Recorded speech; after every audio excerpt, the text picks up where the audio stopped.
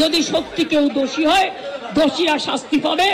দোষীরা কেউ আমার বন্ধু নয়, দোষীরা কেউ আমার শত্রুও নয়। মুখ্যমন্ত্রীর বক্তব্য আপনারা শুনলেন, উনি কিন্তু বারবার করে বলে এসেছে যে আরজি করের ভিতরে যে ঘটনাটা ঘটেছে এবং যারা ঘটনাটা ঘটিয়েছে তারা নাকি মমতা ব্যানার্জি বন্ধুও না, মমতা ব্যানার্জির শত্রু না। তবে আমরা আম পাবলিক হিসাবে এবং প্রত্যেক জনগণ কিন্তু আমরা বলছি বন্ধু তো করতে হতেই পারবে না, এরা আমাদের দুশমন শত্রু। কিন্তু মমতা ব্যানার্জি বলছে তার কেউ শত্রু না, তার কিছু যায় আসে না, এরকম কথাবার্তা উনি বলছে। সেখানে দাঁড়িয়ে আমাদের আম পাবলিকের শত্রু হচ্ছে আরজি করের সাথে যে কটা লোক যুক্ত আছে, সব কটা লোক হচ্ছে আমাদের দুশমন শত্রু। ইডি এবং সিবিআই স্ক্যানে কিন্তু আরেকজন ব্যক্তির নাম চলে এসেছে, সে হচ্ছে এই টিএমসির বিধায়ক, যার নাম সুদীপ্ত রায়। আমরা কিন্তু সুদীপ্ত রায়ের কথা কিন্তু আগেও জানিয়ে এসেছি আপনার কাছে বন্ধুরা। এই সুদীপ্ত রায় কিন্তু প্রথম থেকে আরজি করে যত প্রমাণপত্র ছিল এও কিন্তু আরজি করে প্রমাণপত্র লুটপাট করাতে কিন্তু অনেকটা হেল্প করেছে।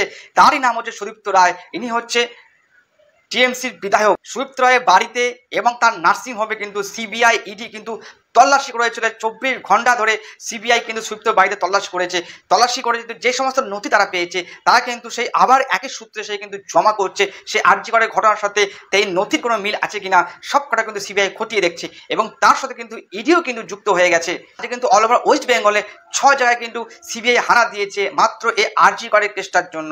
এই আরজি করের কেসটা যেখানে যেখানে যা পাচ্ছে সূত্র, সব সূত্র কিন্তু একসাথে এনে কিন্তু সুপ্রিম কোর্টে কীভাবে প্রেজেন্ট করা যাবে সেই দিকে কিন্তু সিবিআই এগোচ্ছে।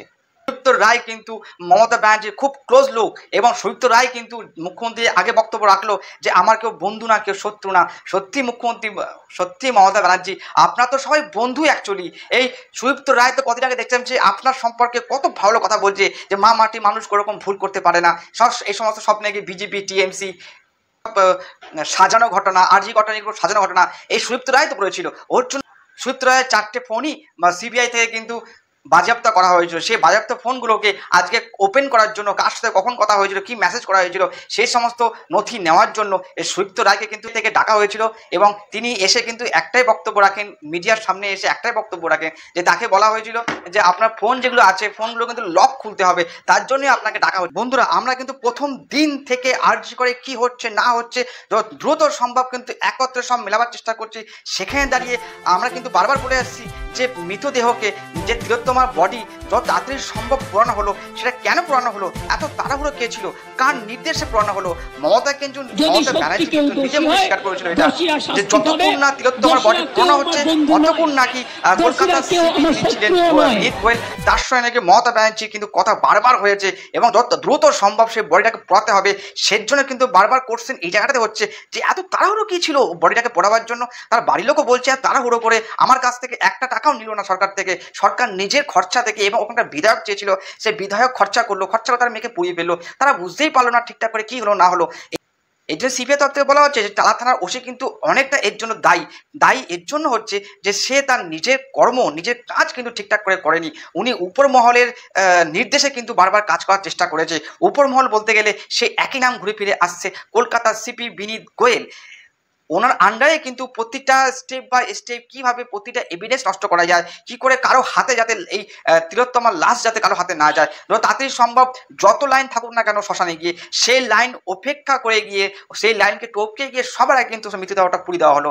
তার কাজ এই সমস্ত তথ্যগুলোকে যখন আপনারা এক করবেন না, তখনই বুঝতে পারবেন যে আমাদের রাজ্য সরকার কোথায় না কোথায় এর মধ্যে ইনভলভমেন্ট আছে। সেই রাজ্য সরকার কিন্তু নিজের মুখেই এই কথা স্বীকার করেছে, বারবার করে আমি বলছি আপনাকে, যে তার নিজের ফোন করে যতক্ষণ না সে তিলোত্তমার বডি পোড়ানো হচ্ছে ততক্ষণ নাকি বিনীত গোয়েলকে উনি বারবার ফোন করে ইনস্ট্রাকশন দিয়ে গেছে কীভাবে কী করতে হবে। সিবিআই যেভাবে এক একটা তথ্য নিয়ে বন্ধুরা এগোচ্ছে না, একদম সঠিক পথে এগোচ্ছে। এবং সেইখানে দাঁড়িয়ে টালা থানার ওসিকে বারবার বলছে, টালা থানার ওসি কিন্তু উপর মহল থেকে চাপ দিয়ে কিন্তু যত তাড়াতাড়ি সম্ভব দ্রুত সম্ভব তাদের বাড়ির লোকে বডিও তারা দেয়নি। তোমার বডিকে তার বাড়িতে না নিয়ে যত তাড়াতাড়ি সম্ভব নিয়ে চলে গেল শ্মশানে।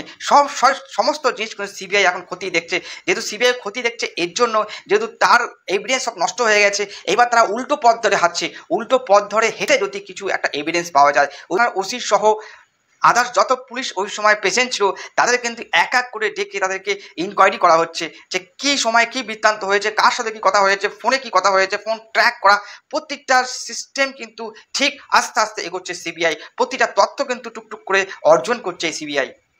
যখন তিলোত্তমার বডি পানিহাটির শ্মশানে নিয়ে যাওয়া হয়, সেই অ্যাম্বুলেন্স করে নিয়ে যাওয়া হয়, সেখানে অনলি ফর চারিদিকে ছিল পুলিশ আর টিএমসির বিধায়ক থেকে শুরু করে এমএলএ এমপি এই সমস্ত লেভেলের লোক কিন্তু অল টাইম এর সাথে যুক্ত ছিল। তাদের নামও কিছু কিছু আমরা আপনার সামনে দেখাচ্ছি বন্ধুরা। এখন সে পানিহাটির যখন লাশটাকে পোড়ানো হচ্ছে পানিহাটির শ্মশানে, তখন সেখানে প্রেজেন্ট ছিল নির্মল ঘোষ। ইনি হচ্ছে টিএমসির বিধায়ক, তার সাথে ছিল 14 নম্বর কাউন্সিলর, তার নাম হচ্ছে শিব শঙ্কর, এবং 23 নম্বর কাউন্সিলর সে হচ্ছে সম্রাট চক্রবর্তী। 23 নম্বরে ছিল সম্রাট চক্রবর্তী, এবং তার সাথে ছিল 17 নম্বর ওয়ার্ডের সোমনাথ দে, আর তার সাথে স্থানীয় টিএমসি বড় এক লিডার সঞ্জয় মুখার্জি। এটা একটা যৌথ হয়ে কিন্তু অ্যাকচুয়ালি মমতা ব্যানার্জির তত্ত্বাবধানে কিন্তু এই প্রতিটা লোক মিলে টিএমসি প্রতিটা বাহিনী মিলে কিন্তু লাশটাকে পুরীতে প্রচুর পরিমাণে সাহায্য করলো। সেখানে দাঁড়িয়ে কিন্তু বাড়ির মেয়েকে কিন্তু কাছাকাছি, তার মেয়ের যে লাশ যেখানে পড়েছিল সেখানে কিন্তু তার বাড়ির মা বাবাকে আসতেই দেওয়া হয়নি। তার বাবা মাকে কিন্তু 2 থেকে 300 খানা পুলিশ কিন্তু ঘিরে রেখেছিল। সেটা কিন্তু বারবার কিন্তু তার মা বাবা বলেছেন যে লাশ দেখাটা পর্যন্ত ঠিকঠাক করে তার মেয়েরা দেখতে পারেনি। পলিটিক্স এমন নিচু স্তরে মমতা ব্যানার্জির সরকার টিএমসি বাহিনী নিয়ে গেছে যে একটা মৃতদেহকে কিভাবে বাড়ির লোকের হাতে না দিয়ে নিজেরা যত তাড়াতাড়ি সম্ভব নিজের টাকা খরচা করে, নিজের পার্টি ফান্ডের টাকা খরচা করে সেই লাশটাকে গিয়ে তিলোত্তমার বডিটা নিয়ে গিয়ে পুড়িয়ে ফেললো। এর থেকে নোংরা মানসিকতা মানুষ কিন্তু আমাদের রাজ্যে হয় না বন্ধুরা।